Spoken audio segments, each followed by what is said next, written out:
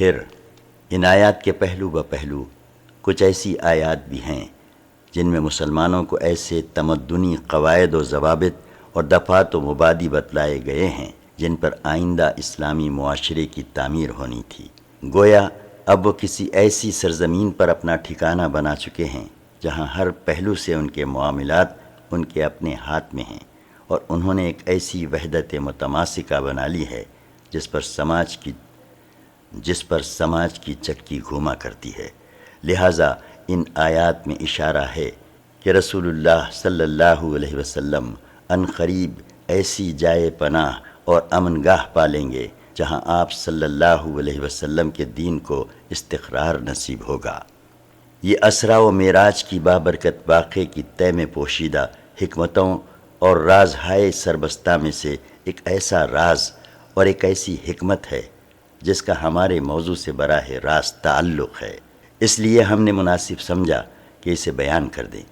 اسی طرح کی دو بڑی حکمتوں پر نظر ڈالنے کے بعد ہم نے یہ رائے قائم کی ہے کہ اسرا کا یہ واقعہ یا تو بیت عقبہ اولیٰ سے کچھ ہی پہلے کا ہے یا عقبہ کے دونوں بیتوں کے درمیان کا ہے، واللہ اعلم۔ پہلی بیت عقبہ، ہم بتا چکے ہیں کہ نبوت کے 11ویں سال موسم حج میں یثرب کے 6 آدمیوں نے اسلام قبول کر لیا تھا اور رسول اللہ صلی اللہ علیہ وسلم سے وعدہ کیا تھا کہ اپنی قوم میں جا کر آپ صلی اللہ علیہ وسلم کی رسالت کی تبلیغ کریں گے۔ اس کا نتیجہ یہ ہوا کہ اگلے سال جب موسم حج آیا، یعنی ذی الحجہ سن 12 نبوی مطابق جولائی 661 عیسوی، تو 12 آدمی آپ صلی اللہ علیہ وسلم کی خدمت میں حاضر ہوئے۔ ان میں حضرت جابر بن عبداللہ بن رناب کو چھوڑ کر باقی 5 وہی تھے جو پہلے سال بھی آ چکے تھے، اور ان کے علاوہ 7 آدمی نئے تھے جن کے نام یہ ہیں: 1 معاذ بن الحارث بن افرا قبیلہ بنی نجار خزرج، 2 ذکوان بن عبد القیس بنی زریق خزرج، 3 عبادہ بن صامت بنی غنم خزرج، 4 یزید بن ثعلبہ بنی غنم کے حلیف خزرج، 5 عباس بن عبادہ بن نزلہ قبیلہ بنی سالم خزرج، 6 ابو الحیشم بن ایتہان بنی عبد الاشہل اوس، 7 عویم بن سعدہ بنی عمرو بن اوس۔ ان میں صرف آخر کے 2 آدمی قبیلہ اوس سے تھے، بقیہ سب کے سب قبیلہ خزرج سے تھے۔ ان لوگوں نے رسول اللہ صلی اللہ علیہ وسلم سے مینا میں عقبہ کے پاس ملاقات کی اور آپ صلی اللہ علیہ وسلم سے چند باتوں پر بیعت کی۔ یہ باتیں وہی تھیں جن پر آئندہ صلح حدیبیہ کے بعد اور فتح مکہ کے وقت عورتوں سے بیعت لی گئی۔ عقبہ کی اس بیعت کی تفصیل صحیح بخاری میں حضرت عبادہ بن صامت رضی اللہ عنہ سے مروی ہے۔ وہ بیان کرتے ہیں کہ رسول اللہ صلی اللہ علیہ وسلم نے فرمایا: آؤ مجھ سے اس بات پر بیعت کرو کہ اللہ کے ساتھ کسی چیز کو شریک نہ کرو گے، چوری نہ کرو گے، زنا نہ کرو گے، اپنی اولاد کو قتل نہ کرو گے، اپنے ہاتھ پاؤں کے درمیان سے گھڑ کر کوئی بہتان نہ لگاؤ گے، اور کسی بھلی بات میں میری نافرمانی نہ کرو گے۔ جو شخص یہ ساری باتیں پوری کرے گا اس کا اجر اللہ پر ہے، اور جو شخص ان میں سے کسی چیز کا ارتکاب کر بیٹھے گا پھر اسے دنیا ہی میں اس کی سزا دے دی جائے گی تو یہ اس کے لیے کفارہ ہوگی، اور جو شخص ان میں سے کسی چیز کا ارتکاب کر بیٹھے گا پھر اللہ اس پر پردہ ڈال دے گا تو اس کا معاملہ اللہ کے حوالے ہے، چاہے گا تو سزا دے گا اور چاہے گا تو معاف کر دے گا۔ حضرت عبادہ رضی اللہ عنہ فرماتے ہیں کہ ہم نے اس پر آپ صلی اللہ علیہ وسلم سے بیعت کی۔ مدینہ میں اسلام کا سفیر، بیعت پوری ہو گئی اور حج ختم ہو گیا تو نبی کریم صلی اللہ علیہ وسلم نے ان لوگوں کے ہمراہ یثرب میں اپنا پہلا سفیر بھیجا تاکہ وہ مسلمانوں کو اسلامی احکام کی تعلیم دے اور انہیں دین کے در و بست سکھائے، اور جو لوگ اب تک شرک پر چلے آ رہے ہیں ان میں اسلام کی اشاعت کرے۔ نبی کریم صلی اللہ علیہ وسلم نے اس سفارش کے لیے سابقین اولین میں سے ایک جوان کا انتخاب فرمایا جس کا نام نامی اور اسم گرامی مصعب بن عمیر ابدری رضی اللہ عنہ ہیں۔ قابل رشک کامیابی۔ حضرت مصعب بن عمیر رضی اللہ عنہ مدینہ پہنچے تو حضرت اسد بن زرارہ رضی اللہ عنہ کے گھر نزول فرمائے۔ پھر دونوں نے مل کر اہل یثرب میں جوش و خروش سے اسلام کی تبلیغ شروع کر دی۔ حضرت مصعب رضی اللہ عنہ مقری کے خطاب سے مشہور ہوئے۔ مقری کے معنی ہیں پڑھانے والا۔ اس وقت معلم اور استاد کو مقری کہتے تھے۔ تبلیغ کے سلسلے میں ان کی کامیابی کا ایک نہایت شاندار واقعہ یہ ہے، ایک روز حضرت اسد بن زرارہ رضی اللہ عنہ انہیں ہمراہ لے کر بنی عبد اشہل اور بنی ظفر کے محلے میں تشریف لے گئے اور وہاں بنی ظفر کے ایک باغ کے اندر مرق نامی ایک کنویں پر بیٹھ گئے۔ ان کے پاس چند مسلمان بھی جمع ہو گئے۔ اس وقت تک بنی عبد اشہل کے دونوں سردار یعنی حضرت سعد بن معاذ رضی اللہ عنہ اور حضرت اسید بن حضیر رضی اللہ عنہ مسلمان نہیں ہوئے تھے بلکہ شرک ہی پر تھے۔ انہیں جب خبر ہوئی تو حضرت سعد رضی اللہ عنہ نے حضرت اسید سے کہا کہ ذرا جاؤ اور ان دونوں کو جو ہمارے کمزوروں کو بیوقوف بنانے آئے ہیں ڈانٹ دو اور ہمارے محلے میں آنے سے منع کر دو۔ چونکہ اسد بن زرارہ میری خالہ کا لڑکا ہے اس لیے تمہیں بھیج رہا ہوں، ورنہ یہ کام میں خود انجام دے دیتا۔ اسید رضی اللہ عنہ نے اپنا حربہ اٹھایا اور ان دونوں کے پاس پہنچے۔ حضرت اسد رضی اللہ عنہ نے انہیں آتا دیکھ کر حضرت مصعب رضی اللہ عنہ سے کہا، یہ اپنی قوم کا سردار تمہارے پاس آ رہا ہے، اس کے بارے میں اللہ سے سچائی اختیار کرنا۔ حضرت مصعب رضی اللہ عنہ نے کہا، اگر یہ بیٹھا تو اس سے بات کروں گا۔ اسید پہنچے تو ان کے پاس کھڑے ہو کر سخت سست کہنے لگے، بولے تم دونوں ہمارے یہاں کیوں آئے ہو؟ ہمارے کمزوروں کو بیوقوف بناتے ہو؟ یاد رکھو اگر تمہیں اپنی جان کی ضرورت ہے تو ہم سے الگ ہی رہو۔ حضرت مصعب رضی اللہ عنہ نے کہا، کیوں نہ آپ بیٹھیں اور کچھ سنیں، اگر کوئی بات پسند آ جائے تو قبول کر لیں، پسند نہ آئے تو چھوڑ دیں۔ حضرت اسید نے کہا، بات منصفانہ کہہ رہے ہو۔ اس کے بعد اپنا حربہ گاڑ کر بیٹھ گئے۔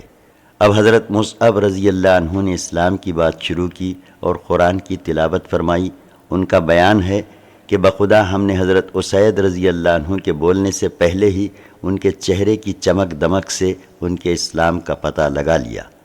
اس کے بعد انہوں نے زبان کھولی تو فرمایا، یہ تو بڑا ہی عمدہ اور بہت ہی خوب تر ہے۔ تم لوگ کسی کو اس دین میں داخل کرنا چاہتے ہو تو کیا کرتے ہو؟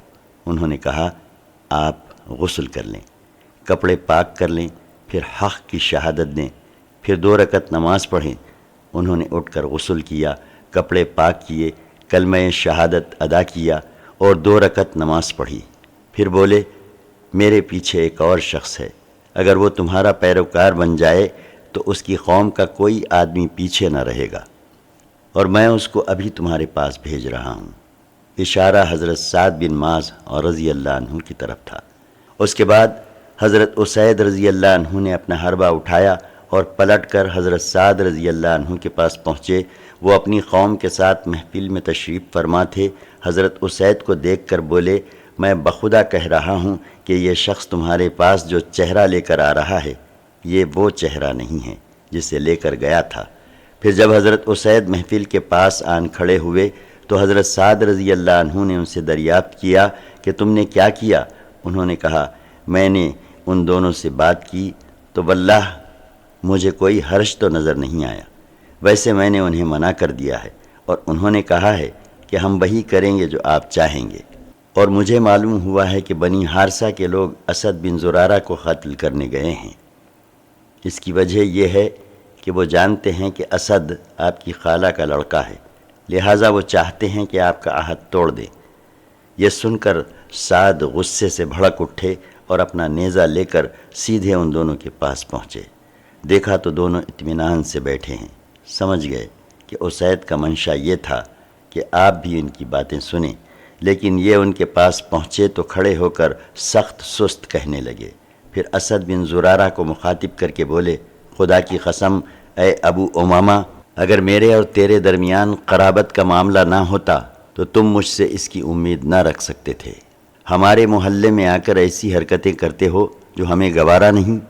ادھر حضرت اسد رضی اللہ عنہ نے حضرت مصعب رضی اللہ عنہ سے پہلے ہی کہہ دیا تھا کہ بخدا تمہارے پاس ایک ایسا سردار آ رہا ہے جس کے پیچھے اس کی پوری قوم ہے، اگر اس نے تمہاری بات مان لی تو پھر ان میں سے کوئی بھی نہ پچھڑے گا۔ اس لیے حضرت مصعب رضی اللہ عنہ نے حضرت سعد سے کہا کیوں نہ آپ تشریف رکھیں اور سنیں، اگر کوئی بات پسند آ گئی تو قبول کر لیں، اور اگر پسند نہ آئی تو ہم آپ کی ناپسندیدہ بات کو آپ سے دور ہی رکھیں گے۔ حضرت سعد نے کہا انصاف کی بات کہتے ہو۔ اس کے بعد اپنا نیزہ گاڑھ کر بیٹھ گئے۔ حضرت مصعب رضی اللہ عنہ نے ان پر اسلام پیش کیا اور قرآن کی تلاوت کی۔ ان کا بیان ہے کہ ہمیں حضرت سعد کے بولنے سے پہلے ہی ان کے چہرے کی چمک دمک سے ان کے اسلام کا پتہ لگ گیا۔ اس کے بعد انہوں نے زبان کھولی اور فرمایا تم لوگ اسلام لاتے ہو تو کیا کرتے ہو؟ انہوں نے کہا آپ غسل کر لیں، کپڑے پاک کر لیں، پھر حق کی شہادت دیں، پھر 2 رکعت نماز پڑھیں۔ حضرت سعد رضی اللہ عنہ نے ایسا ہی کیا۔ اس کے بعد اپنا نیزہ اٹھایا اور اپنی قوم کی محفل میں تشریف لائے۔ لوگوں نے دیکھتے ہی کہا ہم بخدا کہہ رہے ہیں کہ حضرت سعد رضی اللہ عنہ جو چہرہ لے کر گئے تھے اس کے بجائے دوسرا ہی چہرہ لے کر پلٹے ہیں۔ پھر جب حضرت سعد رضی اللہ عنہ اہل مجلس کے پاس آ کر رکے تو بولے اے بنی عبد اشہل، تم لوگ اپنے اندر میرا معاملہ کیسے جانتے ہو؟ انہوں نے کہا آپ ہمارے سردار ہیں، سب سے اچھی سوجھ بوجھ کے مالک ہیں اور ہمارے سب سے بابرکت پاسباں ہیں۔ انہوں نے کہا اچھا تو سنو، اب تمہارے مردوں اور عورتوں سے میری بات چیت حرام ہے جب تک کہ تم لوگ اللہ اور اس کے رسول صلی اللہ علیہ وسلم پر ایمان نہ لاؤ۔ ان کی اس بات کا یہ اثر ہوا کہ شام ہوتے ہوتے اس قبیلے کا کوئی بھی مرد اور کوئی بھی عورت ایسی نہ بچی جو مسلمان نہ ہو گئی ہو۔ صرف ایک آدمی جس کا نام اسیرم تھا، اس کا اسلام جنگ احد تک مؤخر ہوا۔ پھر احد کے دن اس نے اسلام قبول کیا اور جنگ میں لڑتا ہوا کام آ گیا۔ اس نے ابھی اللہ کے لیے ایک سجدہ بھی نہ کیا تھا۔ نبی کریم صلی اللہ علیہ وسلم نے فرمایا کہ اس نے تھوڑا عمل کیا اور زیادہ اجر پایا۔ حضرت مصعب رضی اللہ عنہ حضرت اسد بن زرارہ رضی اللہ عنہ کے گھر مقیم رہ کر اسلام کی تبلیغ کرتے رہے، یہاں تک کہ انصار کا کوئی گھرانہ باقی نہ بچا جس میں چند مرد اور عورتیں مسلمان نہ ہو چکی ہوں۔ صرف بنی امیہ بن زید اور ختمہ اور وائل کے مکانات باقی رہ گئے تھے۔ مشہور شاعر قیس بن اسلط انہی کا آدمی تھا اور یہ لوگ اسی کی بات مانتے تھے۔ اس شاعر نے انہیں جنگ خندق سن 5 ہجری تک اسلام سے روکے رکھا۔ بہرحال اگلے موسم حج یعنی 13ویں سال نبوت کا موسم حج آنے سے پہلے حضرت مصعب بن عمیر رضی اللہ عنہ کامیابی کی بشارتیں لے کر رسول اللہ صلی اللہ علیہ وسلم کی خدمت میں مکہ تشریف لائے اور آپ صلی اللہ علیہ وسلم کو قبائل یثرب کے حالات، ان کے جنگی اور دفاعی صلاحیتوں اور خیر کی لیاقتوں کی تفصیلات سنائیں۔ دوسری بیعت عقبہ۔ نبوت کے 13ویں سال موسم حج جون 622 عیسوی میں یثرب کے 70 سے زیادہ مسلمان فریضہ حج کی ادائیگی کے لیے مکہ تشریف لائے۔ یہ اپنی قوم کے مشرک حاجیوں میں شامل ہو کر آئے تھے اور ابھی یثرب ہی میں تھے یا مکہ کے راستے ہی میں تھے کہ آپس میں ایک دوسرے سے پوچھنے لگے کہ ہم کب تک رسول اللہ صلی اللہ علیہ وسلم کو یوں ہی مکے کے پہاڑوں میں چکر کاٹتے، ٹھوکریں کھاتے اور خوفزدہ کیے جاتے چھوڑے رکھیں گے۔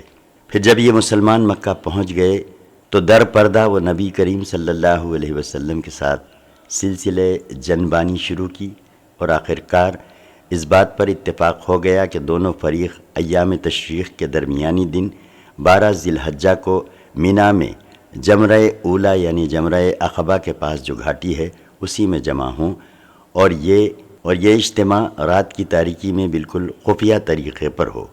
آئیے اب اس تاریخی اجتماع کے احوال انصار کے ایک قائد کی زبانی سنیں کہ یہی وہ اجتماع ہے جس نے اسلام و بت پرستی کی جنگ میں رفتار زمانہ کا رخ موڑ دیا۔ حضرت کعب بن مالک رضی اللہ عنہ فرماتے ہیں کہ ہم لوگ حج کے لیے نکلے، رسول اللہ صلی اللہ علیہ وسلم سے ایام تشریق کے درمیانی روز عقبہ میں ملاقات طے ہوئی اور بالآخر وہ رات آ گئی جس میں رسول اللہ صلی اللہ علیہ وسلم سے ملاقات طے تھی۔ ہمارے ساتھ ہمارے ایک معزز سردار عبداللہ بن حرام بھی تھے جو ابھی اسلام نہ لائے تھے۔ ہم نے ان کو ساتھ لے لیا تھا، ورنہ ہمارے ساتھ ہماری قوم کے جو مشرکین تھے ہم ان سے اپنا سارا معاملہ خفیہ رکھتے تھے۔ مگر ہم نے عبداللہ بن حرام سے بات چیت کی اور کہا کہ اے ابو جابر، آپ ہمارے ایک معزز اور شریف سربراہ ہیں، اور ہم آپ کو آپ کی موجودہ حالت سے نکالنا چاہتے ہیں تاکہ آپ کل کلاں کو آگ کا ایندھن نہ بن جائیں۔ اس کے بعد ہم نے انہیں اسلام کی دعوت دی اور بتلایا کہ آج عقبہ میں رسول اللہ صلی اللہ علیہ وسلم سے ہماری ملاقات طے ہے۔ انہوں نے اسلام قبول کر لیا اور ہمارے ساتھ عقبہ میں تشریف لے گئے اور نقیب بھی مقرر ہوئے۔ حضرت کعب رضی اللہ عنہ واقعے کی تفصیلات بیان کرتے ہوئے فرماتے ہیں، ہم سب حسب دستور اس رات اپنی قوم کے ہمراہ اپنے ڈیروں میں سوئے، لیکن جب تہائی رات گزر گئی تو اپنے ڈیروں سے نکل کر رسول اللہ صلی اللہ علیہ وسلم کے ساتھ طے شدہ مقام پر جا پہنچے۔ ہم اس طرح چپکے دبک کر نکلتے تھے جیسے چڑیا گھونسلے سے سکڑ کر نکلتی ہے، یہاں تک کہ ہم سب عقبہ میں جمع ہو گئے۔ ہماری کل تعداد 75 تھی، 73 مرد اور 2 عورتیں۔ ایک عمارہ نصیبہ بنت کعب تھیں جو قبیلے بنو مازن بن نجار سے تعلق رکھتی تھیں، اور دوسری منی اسما بنت عمرو تھیں جن کا تعلق قبیلے بنو سلمہ سے تھا۔ ہم سب گھاٹی میں جمع ہو کر رسول اللہ صلی اللہ علیہ وسلم کا انتظار کرنے لگے، اور آخر وہ لمحہ آ ہی گیا جب آپ صلی اللہ علیہ وسلم تشریف لائے۔ آپ کے ساتھ آپ کے چچا حضرت عباس بن عبد المطلب بھی تھے۔ وہ اگرچہ ابھی تک اپنی قوم کے دین پر تھے، مگر چاہتے تھے کہ اپنے بھتیجے کے معاملے میں موجود رہیں اور ان کے لیے پختہ اطمینان حاصل کر لیں۔ سب سے پہلے بات بھی انہوں نے ہی شروع کی۔ گفتگو کا آغاز اور حضرت عباس رضی اللہ عنہ کی طرف سے معاملے کی نزاکت کی تشریح۔ مجلس مکمل ہو گئی تو دینی اور فوجی تعاون کے عہد و پیما کو قطعی اور آخری شکل دینے کے لیے گفتگو کا آغاز ہوا۔ رسول اللہ صلی اللہ علیہ وسلم کے چچا حضرت عباس نے سب سے پہلے زبان کھولی۔ ان کا مقصود یہ تھا کہ وہ پوری صراحت کے ساتھ اس ذمہ داری کی نزاکت واضح کر دیں جو اس عہد و پیما کے نتیجے میں ان حضرات کے سر پڑنے والی تھی۔ چنانچہ انہوں نے کہا، خزرج کے لوگوں، عام اہل عرب انصار کے دونوں ہی قبیلے یعنی خزرج اور اوس کو خزرج ہی کہتے تھے۔ ہمارے اندر محمد صلی اللہ علیہ وسلم کی جو حیثیت ہے وہ تمہیں معلوم ہے۔ ہماری قوم کے جو لوگ دینی نقطۂ نظر سے ہماری ہی جیسی رائے رکھتے ہیں، ہم نے محمد صلی اللہ علیہ وسلم کو ان سے محفوظ رکھا ہے۔ وہ اپنی قوم اور اپنے شہر میں قوت و عزت اور طاقت و حفاظت کے اندر ہیں، مگر اب وہ تمہارے یہاں جانے اور تمہارے ساتھ لاحق ہونے پر مصر ہیں۔ لہٰذا اگر تمہارا یہ خیال ہے کہ تم انہیں جس چیز کی طرف بلا رہے ہو اسے نبھا لو گے اور انہیں ان کے مخالفین سے بچا لو گے، تب تو ٹھیک ہے، تم نے جو ذمہ داری اٹھائی ہے اسے تم جانو۔ لیکن اگر تمہارا یہ اندازہ ہے کہ تم انہیں اپنے پاس لے جانے کے بعد ان کا ساتھ چھوڑ کر کنارہ کش ہو جاؤ گے تو پھر ابھی سے انہیں چھوڑ دو، کیونکہ وہ اپنی قوم اور اپنے شہر میں بہرحال عزت و حفاظت سے ہیں۔ حضرت کعب رضی اللہ عنہ کہتے ہیں کہ ہم نے عباس رضی اللہ عنہ سے کہا کہ آپ کی بات ہم نے سن لی، اب اے اللہ کے رسول صلی اللہ علیہ وسلم آپ گفتگو فرمائیے اور اپنے لیے اور اپنے رب کے لیے جو عہد و پیما پسند کرے لیجئے۔ اس جواب سے پتہ چلتا ہے کہ اس عظیم ذمہ داری کو اٹھانے اور اس کے پرخطر نتائج کو جھیلنے کے سلسلے میں انصار کے عزم محکم، شجاعت و ایمان اور جوش و اخلاص کا کیا حال تھا۔ اس کے بعد رسول اللہ صلی اللہ علیہ وسلم نے گفتگو فرمائی۔ آپ صلی اللہ علیہ وسلم نے پہلے قرآن کی تلاوت کی، اللہ کی طرف دعوت دی اور اسلام کی ترغیب دی۔ اس کے بعد بیعت ہوئی۔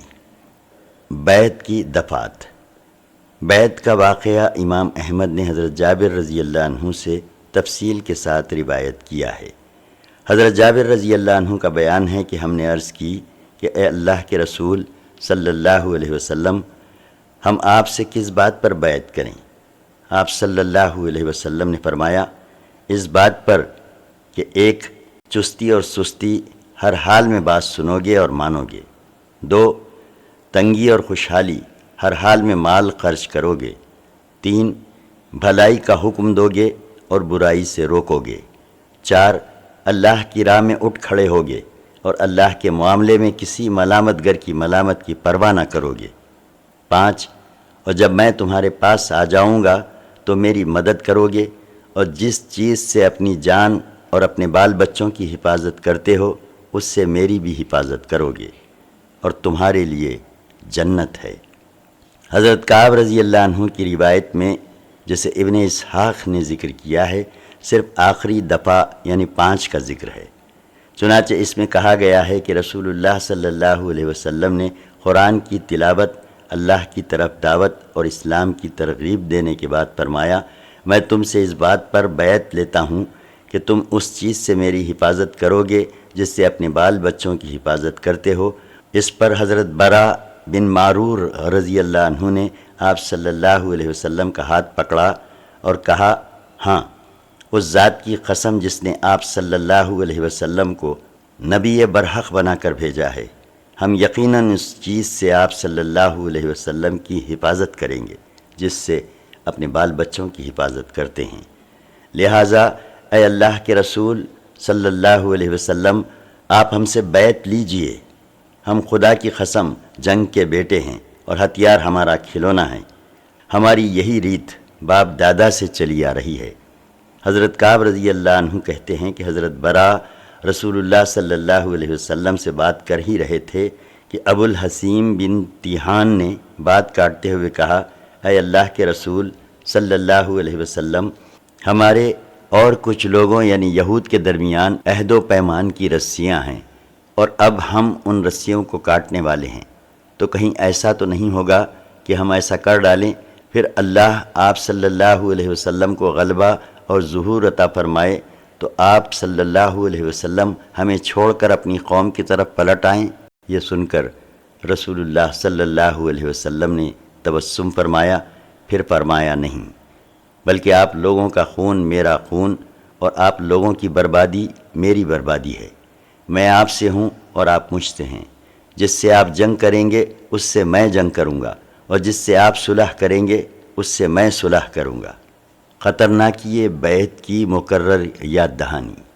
بیعت کی شرائط کے متعلق گفت و شنید مکمل ہو چکی اور لوگوں نے بیعت شروع کرنے کا ارادہ کیا تو صف اول کے 2 مسلمان جو سن 11 نبوت اور سن 12 نبوت کے ایام حج میں مسلمان ہوئے تھے، ایک کے بعد دیگرے اٹھے تاکہ لوگوں کے سامنے ان کی ذمہ داری کی نزاکت اور خطرناکی کو اچھی طرح واضح کر دیں، اور یہ لوگ معاملے کے سارے پہلوؤں کو اچھی طرح سمجھ لینے کے بعد ہی بیعت کریں۔ اس سے یہ بھی پتہ لگانا مقصود تھا کہ قوم کس حد تک قربانی دینے کے لیے تیار ہے۔ ابن اسحاق کہتے ہیں کہ جب لوگ بیعت کے لیے جمع ہو گئے تو حضرت عباس بن عبادہ بن نزلہ نے کہا، تم لوگ جانتے ہو کہ ان سے، اشارہ نبی کریم صلی اللہ علیہ وسلم کی طرف تھا، کس بات پر بیعت کر رہے ہو؟ آوازیں تھیں، جی ہاں۔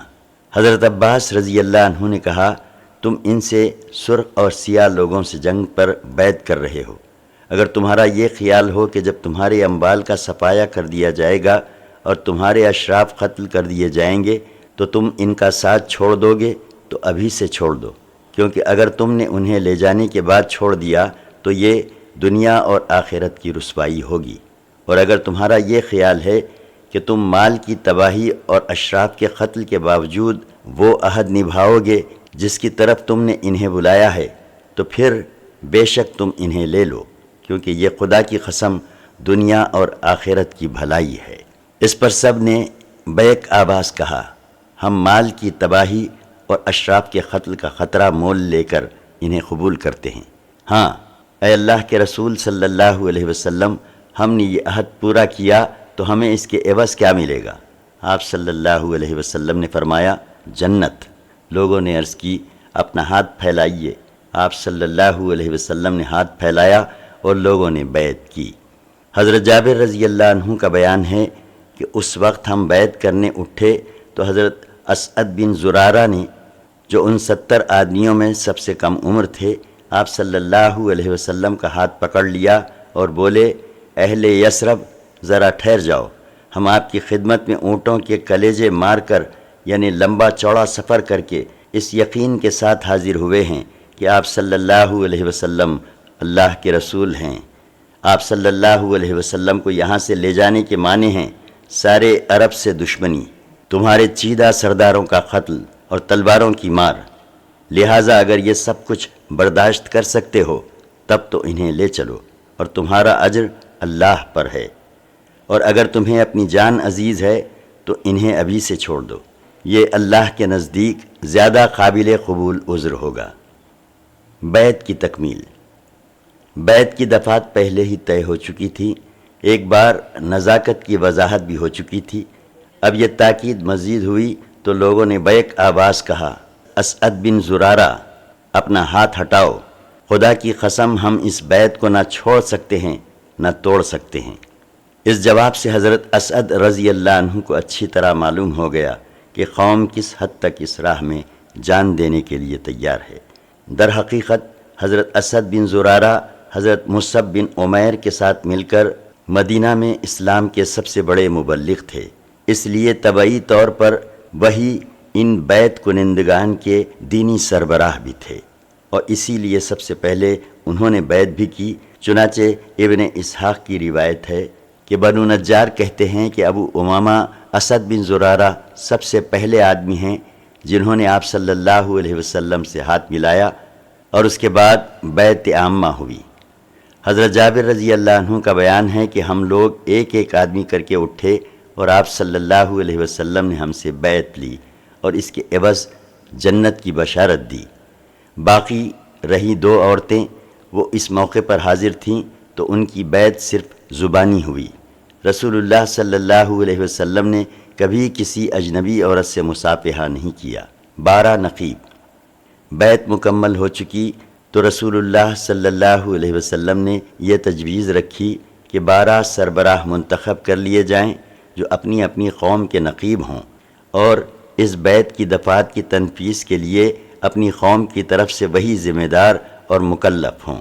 آپ کا ارشاد تھا کہ آپ لوگ اپنے اندر سے 12 نقیب پیش کیجئے تاکہ وہی لوگ اپنی اپنی قوم کے معاملات کے ذمہ دار ہوں۔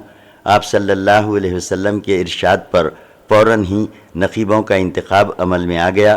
9 خزرج سے منتخب کیے گئے اور 3 اوس سے۔ نام یہ ہیں خزرج کے نقبہ: 1 اسد بن زرارہ بن عدس، 2 سعد بن ربی بن عمرو، 3 عبداللہ بن رواحہ بن ثعلبہ، 4 رافع بن مالک بن عجلان، 5 برا بن معرور بن صقر، 6 عبداللہ بن عمرو بن حرام، 7 عبادہ بن سامد بن قیس، 8 سعد بن عبادہ بن دلیم، 9 منذر بن عمرو بن قنیس۔ اوس کے نقبہ: 1 اسید بن حزیر بن سماک، 2 سعد بن قیسمہ بن حارث، 3 رفاعہ بن عبد المنذر بن زبیر۔ جب ان نقبہ کا انتخاب ہو چکا تو ان سے سردار اور ذمہ دار ہونے کی حیثیت سے رسول اللہ صلی اللہ علیہ وسلم نے ایک اور عہد لیا۔ آپ صلی اللہ علیہ وسلم نے فرمایا، آپ لوگ اپنی قوم کے جملہ معاملات کے کفیل ہیں، جیسے حواری حضرت عیسیٰ علیہ السلام کی جانب سے کفیل ہوئے تھے، اور میں اپنی قوم یعنی مسلمانوں کا کفیل ہوں۔ ان سب نے کہا، جی ہاں۔ شیطان معاہدے کا انکشاف کرتا ہے۔ معاہدہ مکمل ہو چکا تھا اور اب لوگ بکھرنے ہی والے تھے کہ ایک شیطان کو اس کا پتہ لگ گیا، چونکہ یہ انکشاف بالکل آخری لمحات میں ہوا تھا اور اتنا موقع نہ تھا کہ یہ خبر چپکے سے قریش کو پہنچا دی جائے اور وہ اچانک اس اجتماع کے شرکاء پر ٹوٹ پڑے اور انہیں گھاٹی ہی میں جا لیں۔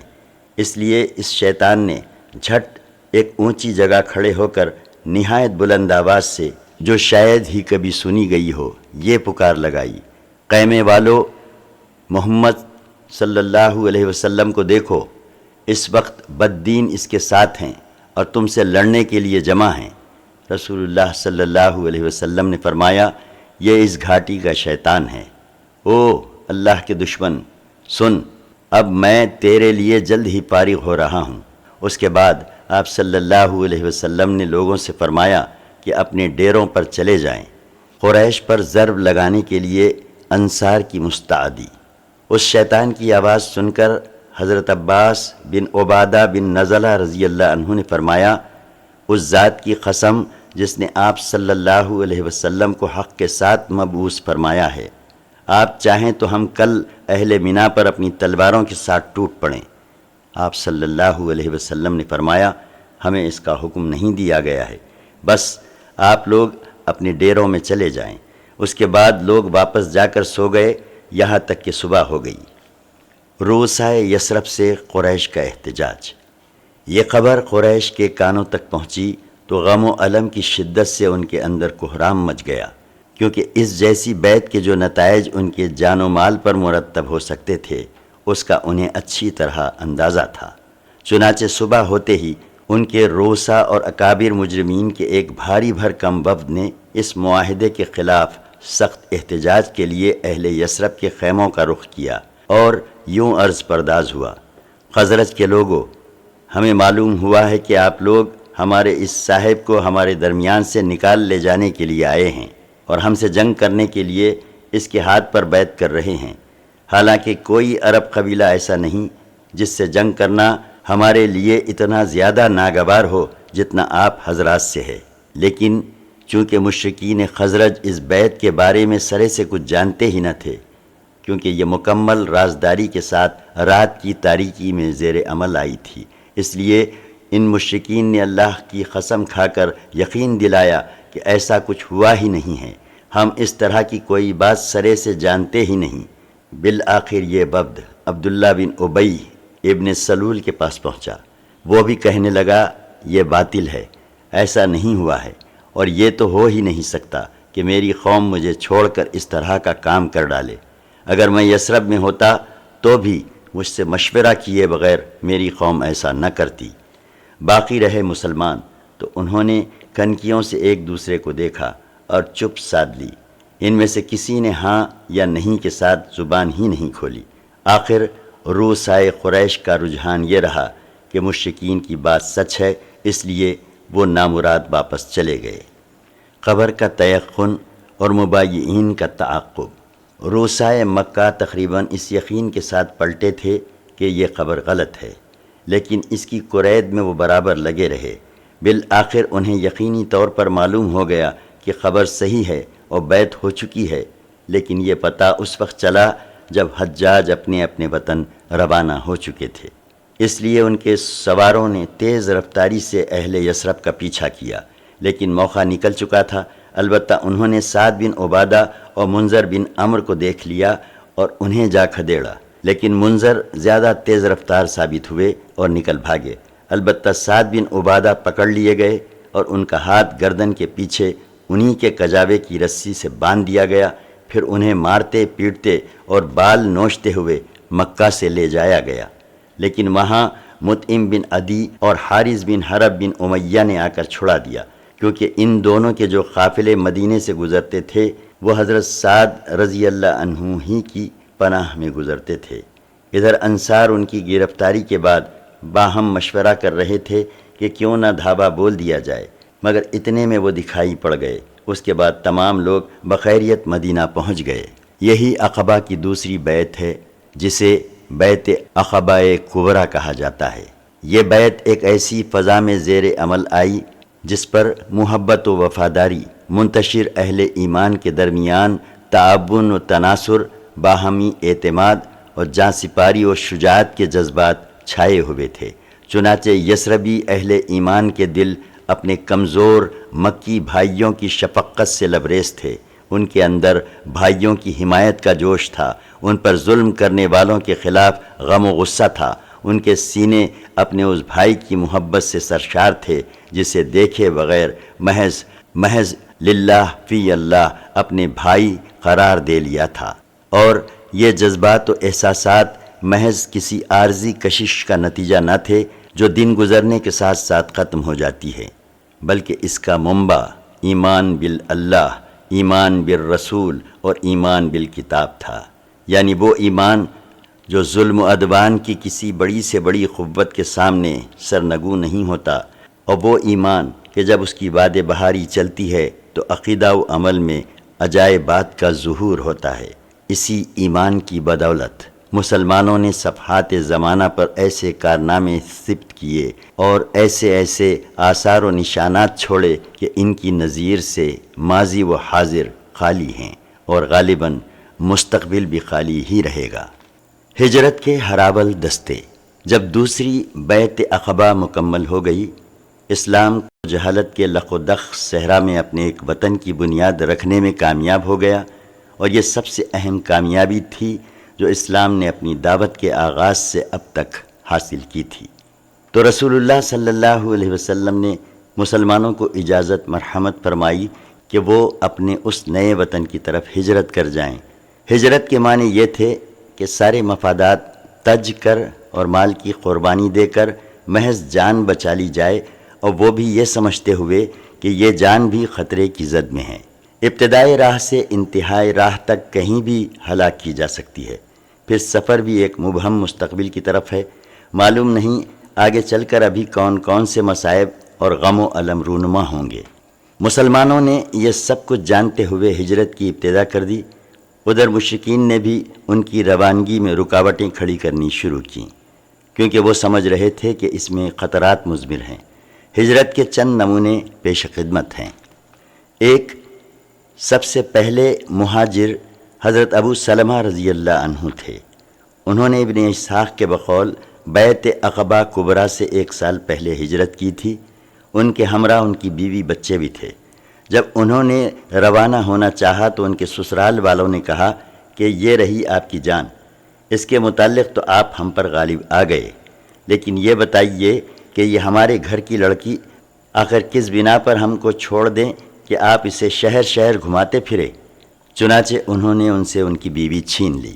اس پر ابو سلمہ کے گھر والوں کو تاؤ آ گیا، اور انہوں نے کہا کہ جب تم لوگوں نے اس عورت کو ہمارے آدمی سے چھین لیا تو ہم اپنا بیٹا اس عورت کے پاس نہیں رہنے دے سکتے۔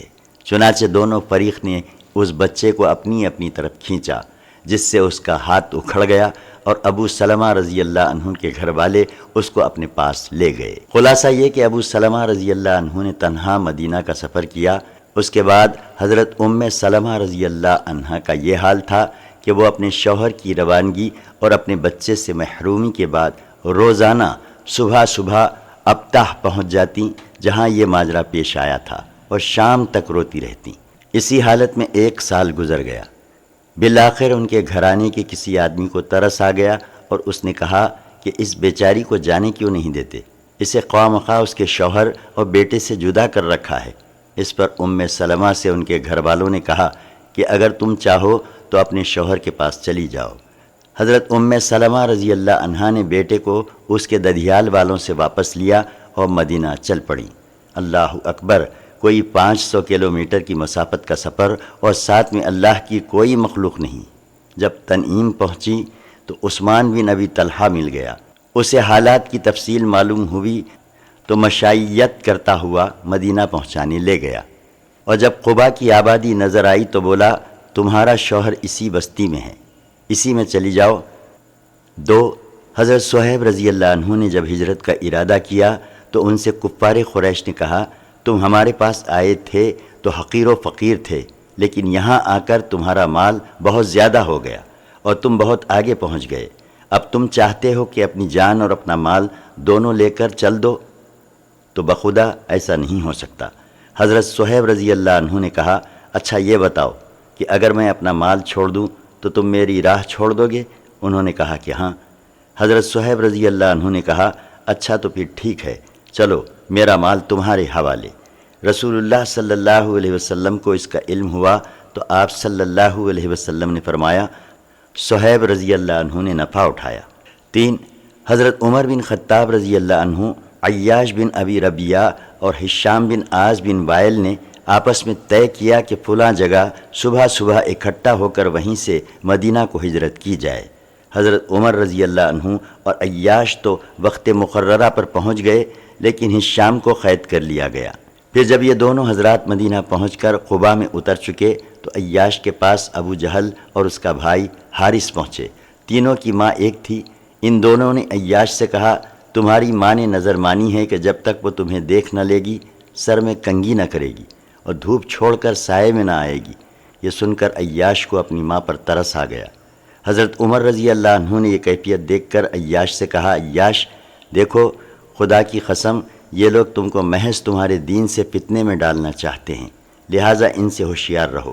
خدا کی قسم اگر تمہاری ماں کو جوؤں نے اذیت پہنچائی تو وہ کنگھی کرے گی، اور اسے مکہ کی ذرا کڑی دھوپ لگی تو وہ سائے میں چلی جائے گی۔ مگر عیاش نہ مانے۔ انہوں نے اپنی ماں کی قسم پوری کرنے کے لیے ان دونوں کے ہمراہ نکلنے کا فیصلہ کر لیا۔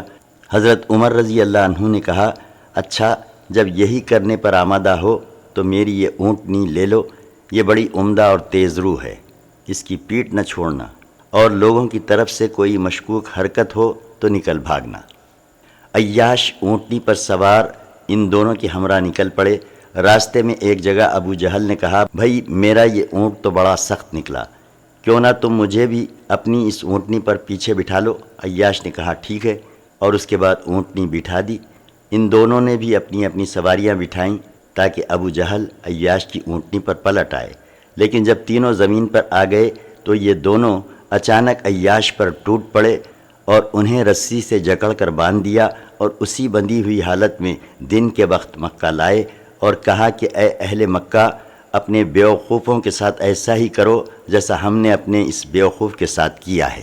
عازمین ہجرت کا علم ہو جانے کی صورت میں ان کے ساتھ مشرکین جو سلوک کرتے تھے اس کے یہ 3 نمونے ہیں، لیکن ان سب کے باوجود لوگ آگے پیچھے پے در پے نکلتے ہی رہے۔ چنانچہ بیعت عقبہ کبریٰ کے صرف 2 ماہ چند دن بعد مکہ میں رسول اللہ صلی اللہ علیہ وسلم، حضرت ابوبکر رضی اللہ عنہ اور حضرت علی رضی اللہ عنہ کے علاوہ ایک بھی مسلمان باقی نہ رہا۔ یہ دونوں حضرات رسول اللہ صلی اللہ علیہ وسلم کے حسب ارشاد رکے ہوئے تھے، البتہ کچھ ایسے مسلمان ضرور رہ گئے تھے جنہیں مشرکین نے زبردستی روک رکھا تھا۔ رسول اللہ صلی اللہ علیہ وسلم بھی اپنا ساز و سامان تیار کر کے روانگی کے لیے حکم خداوندی کا انتظار کر رہے تھے۔ حضرت ابوبکر رضی اللہ عنہ کا رخصت سفر بھی بندھا ہوا تھا۔ صحیح بخاری میں حضرت عائشہ رضی اللہ عنہا سے مروی ہے کہ رسول اللہ صلی اللہ علیہ وسلم نے مسلمانوں سے فرمایا، مجھے تمہارا مقام ہجرت دکھلایا گیا ہے۔ یہ لابے کی 2 پہاڑیوں کے درمیان واقع ایک نخلستانی علاقہ ہے۔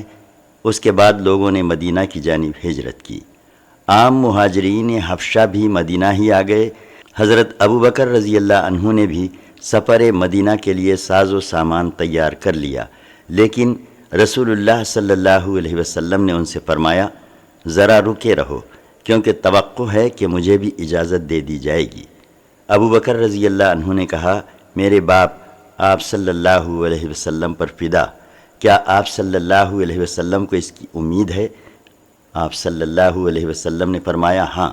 اس کے بعد حضرت ابوبکر رضی اللہ عنہ رکے رہے تاکہ رسول اللہ صلی اللہ علیہ وسلم کے ساتھ سفر کریں۔ ان کے پاس 2 اونٹنیاں تھیں، انہیں بھی 4 ماہ تک ببول کے پتوں کا خوب چارہ کھلایا۔ قریش کی پارلیمنٹ دارالندوہ میں جب مشرکین نے دیکھا کہ صحابہ کرام رضی اللہ عنہم تیار ہو کر نکل گئے اور بال بچوں اور مال و دولت کو لاد پھاند کر اوس و خزرج کے علاقے میں جا پہنچے تو ان میں بڑا کوہرام مچا، غم و الم کے لابے پھوٹ پڑے اور انہیں ایسا رنج و خلق ہوا کہ اس سے کبھی سابقہ نہ پڑا تھا۔ اب ان کے سامنے ایک ایسا عظیم اور حقیقی خطرہ مجسم ہو چکا تھا جو ان کی بت پرستانہ اور اقتصادی اجتماعیت کے لیے چیلنج تھا۔ مشرکین کو معلوم تھا کہ محمد صلی اللہ علیہ وسلم کے اندر کمال قیادت و رہنمائی کے ساتھ ساتھ کس قدر انتہائی درجے قوت تاثیر موجود ہے، اور آپ صلی اللہ علیہ وسلم کے صحابہ میں کیسی عظیمت و استقامت اور کیسا جذبہ فداکاری پایا جاتا ہے۔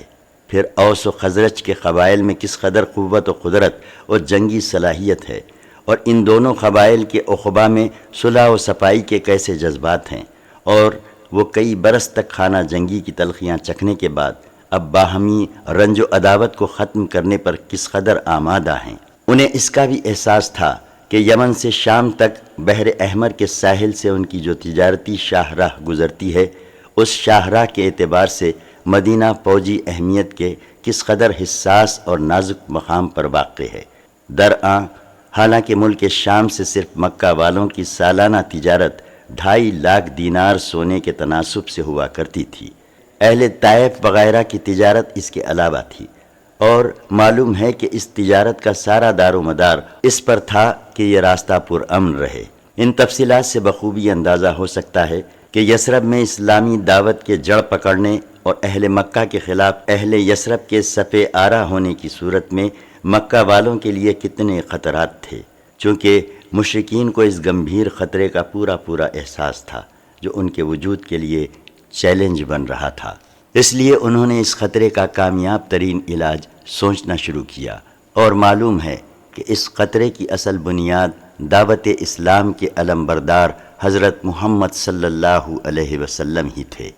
مشرکین نے اس مقصد کے لیے بیعت عقبہ کبریٰ کے تقریباً 2.5 مہینے بعد 26 صفر سن 14 نبوت مطابق 12 ستمبر 622 عیسوی یوم جمعرات کو دن کے پہلے پہر مکے کی پارلیمنٹ دارالندوہ میں تاریخ کا سب سے خطرناک اجتماع منعقد کیا، اور اس میں قریش کے تمام قبائل کے نمائندوں نے شرکت کی۔ موضوع بحث ایک ایسے قطعی پلان کی تیاری تھی جس کے مطابق اسلامی دعوت کے علمبردار کا قصہ بعجلت تمام پاک کر دیا جائے اور اس دعوت کی روشنی کلی طور پر مٹا دی جائے۔ اس خطرناک اجتماع میں نمائندگان قبائل قریش کے نمایاں چہرے یہ تھے: 1 ابو جہل بن ہشام قبیلہ بنی مخزوم سے، 2 جبیر بن مطعم تئیمہ بن عدی اور حارث بن عامر بنی نوفل بن عبد مناف سے، 3 شیبہ بن ربیہ عتبہ بن ربیہ اور ابو سفیان بن حرب بنی عبد شمس بن عبد مناف سے، 4 نضر بن حارث بنی عبد دار سے، 5 ابو البختری بن ہشام زمعہ بن اسود اور حکیم بن ہزام بنی اسد بن عبد العزیٰ سے، 6 نبیہ بن حجاج اور منبع بن حجاج بنی سہم سے، 7 امیہ بن خلف بنی جمح سے۔ وقت مقررہ پر یہ نمائندگان دارالندوہ پہنچے تو ابلیس بھی ایک شیخ جلیل کی صورت عبا اوڑھے راستہ روکے دروازے پر آن کھڑا ہوا۔ لوگوں نے کہا، یہ کون سے شیخ ہیں؟ ابلیس نے کہا، یہ اہل نجد کا ایک شیخ ہے، آپ لوگوں کا پروگرام سن کر حاضر ہو گیا ہے، باتیں سننا چاہتا ہے، اور کچھ بعید نہیں کہ آپ لوگوں کو خیر خواہانہ مشورے سے بھی محروم نہ رکھے۔ لوگوں نے کہا، بہتر ہے آپ بھی آ جائیے۔ چنانچہ ابلیس بھی ان کے ساتھ اندر گیا۔